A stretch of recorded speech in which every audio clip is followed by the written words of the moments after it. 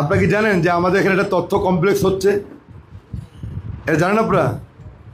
আমাদের এই ফেনীতে কিন্তু আমরা একটা তথ্য কমপ্লেক্সের অলরেডি অনুমোদন হয়ে গেছে, জমি অধিগ্রহণ করার জন্য প্রস্তাব করা হয়েছে, সরকারিভাবে সিদ্ধান্ত হয়েছে। বাংলাদেশে 15টা তথ্য কমপ্লেক্স হবে, আর আমাদের 16 নম্বর।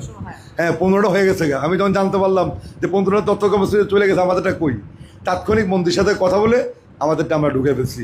16 নম্বর আমাদেরটা ইনশাল্লাহ ফেনীতে একটা সুন্দর তথ্য কমপ্লেক্স হবে, এবং আমরা চেষ্টা করবো যাতে ওখানে মানুষ ঘুরতে যায়, বেড়াতে যায়। প্রয়োজন একটা সিনেপ্লেক্স আমরা করার জন্য আমরা চেষ্টা করবো। আমরা কিন্তু সবাই কাজ করছি ফেনীর জন্য। আমরা কোনো আমাদের নিজের কোনো স্বার্থ আমরা দেখছি না, আমরা ফেনীবাসীর স্বার্থ দেখছি। আমরা আশা করি যে আপনারা সবাই আমাদের সাথে থাকবেন। আপনারা যদি একটু আমাদের উৎসাহ দেন, একটু সাহায্য করেন, ইনশাল্লাহ আগামী 1 বছরের মধ্যে যা যা ফেনীর জন্য করা দরকার আমরা সর্বোচ্চ করব। আমি ফেনী একের এমপি, এই জন্য আমি এখানে করবো তা না, এটা আমার বাড়ি, ঠিক আছে? আমি ফেনী একের এমপি।